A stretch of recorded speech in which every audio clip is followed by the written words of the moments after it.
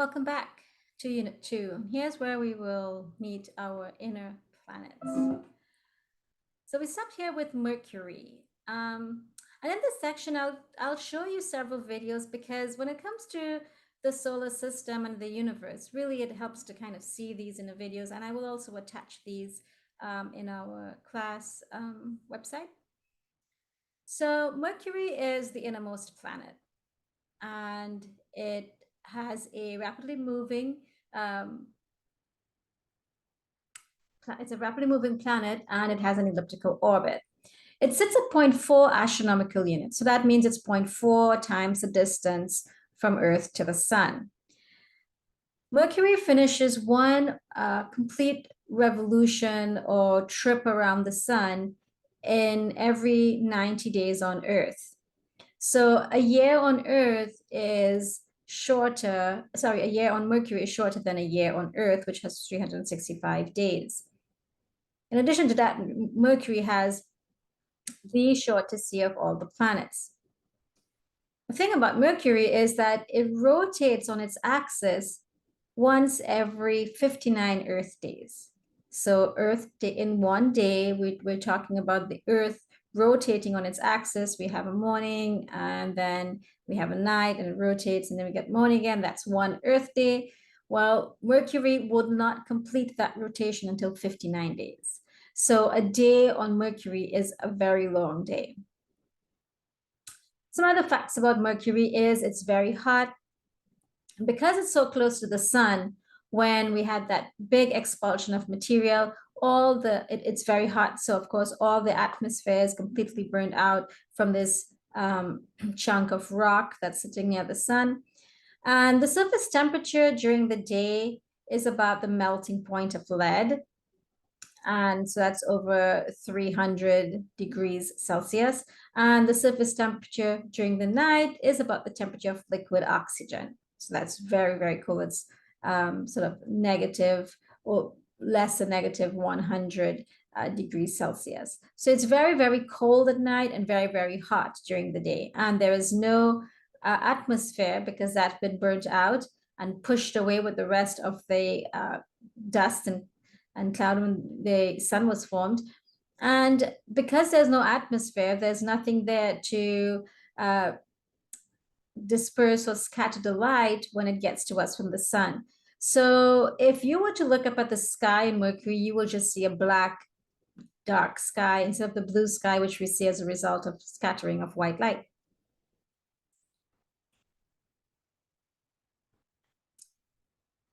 Next to Mercury is Venus. And Venus is about 0.7 astronomical units. Venus spins in the opposite direction to its orbit. So if it's spinning in a if it's rotate or its orbit is in a counterclockwise direction, Venus spins in the clockwise direction. So the sun is going to rise on the west on Venus and set on the east, which is opposite from Earth.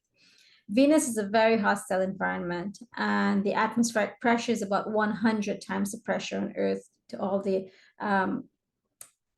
because of the intense atmosphere there on Venus. It has carbon dioxide atmosphere with poisonous gas.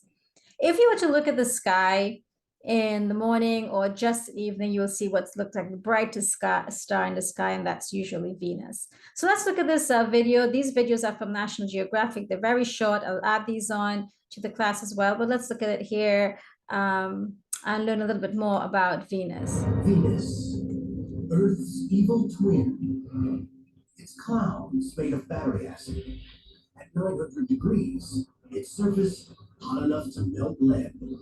Venus is pretty much like the biblical vision of hell today. Maybe the most hostile real estate in the solar system. Yet billions of years ago, Venus looked a lot like Earth. But too near the sun, Venus was doomed. Earth blossomed. Venus burned. Yet even here, life may thrive. On June 9th, 2006, Venus Express discovers an eerie phenomenon. spacecraft detects an intermittent disturbance that sounds like a whistle.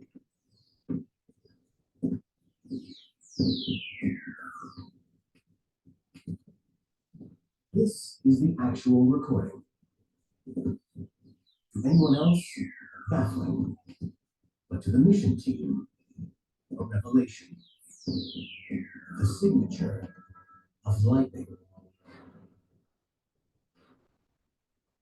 Lightning is important because it's something that produces exotic species. For example, nitrogen and oxygen combine to produce nitrogen oxide, which are important for life and important for producing chemicals that can't be produced any other way in a planetary environment. But what kind of life could survive such conditions? Biologist Lynn Rothschild studies organisms that live in extreme environments. She has discovered microbes called extremophiles thriving in some of the harshest conditions on Earth. Like Yellowstone National Park, extremophiles like these can survive in battery acid and temperatures above boiling point. These organisms have evolved to survive not only the heat and the acid, but levels of other chemicals that would kill most life. If life can survive in Yellowstone, why not on Venus? Scientists believe the surface itself is too savage. Temperatures reach 900 degrees, and the pressure is bone-crushing. But not in the clouds. 30 miles up, temperatures reach only 176 degrees, much closer to the kind of heat microbes endure on Earth.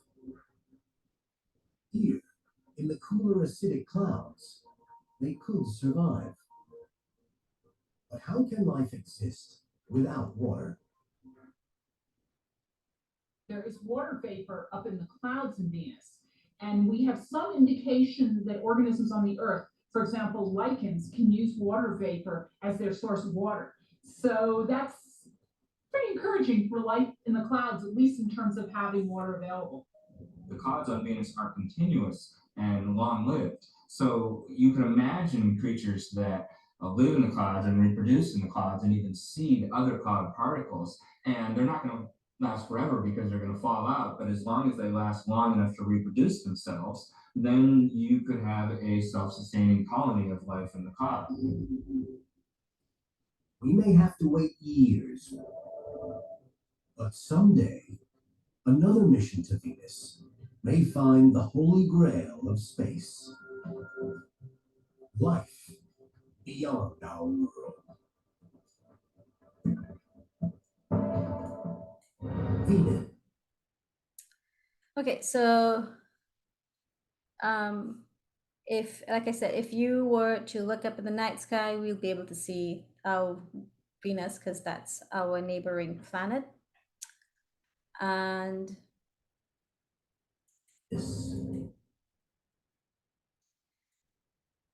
next to Venus, we have Mars.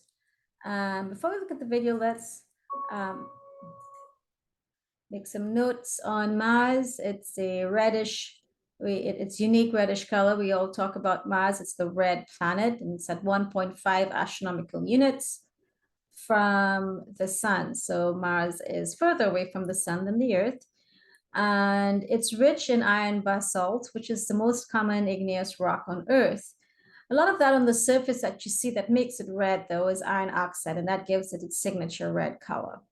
All right, so let's go back and look at some more details about Mars.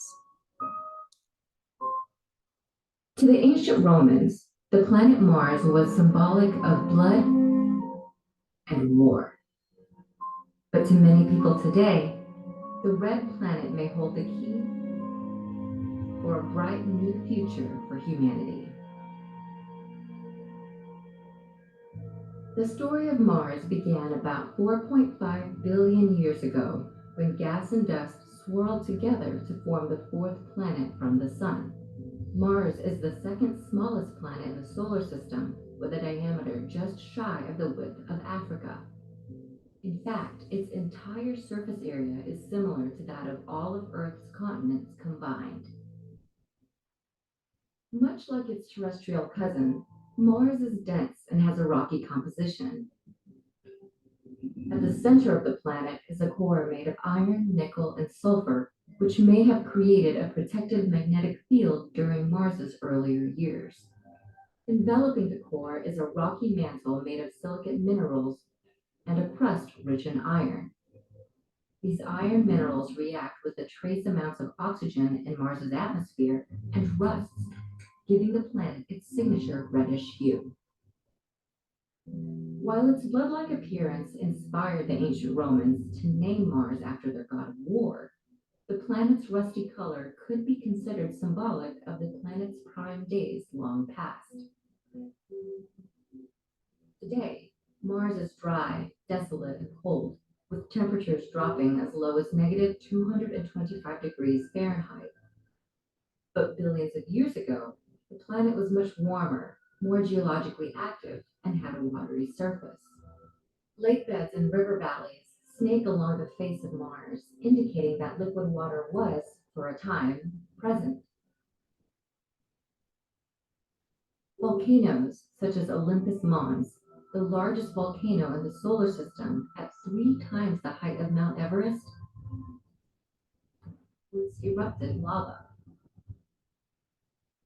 But by about 50 million years ago, soon after Earth's dinosaurs died out, Mars's volcanoes also went extinct. Water on the red planet still exists today, but mostly in the form of polar ice caps. Because of factors such as the presence of water, some scientists believe life may have existed on the red planet and may exist again.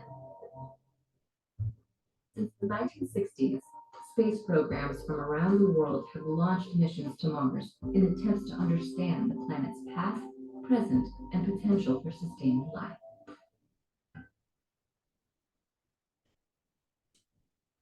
Life on another planet may well be out of reach for the near future. But if any planet can give us hope, Mars may hold the key to the survival of humanity.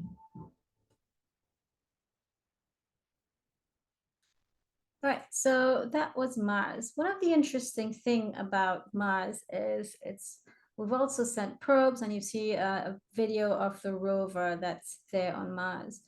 One of the first rovers that was actually sent to Mars, that mission had failed, and it was because the design engineers and the actual engineers building the rover had used 2 different unit systems.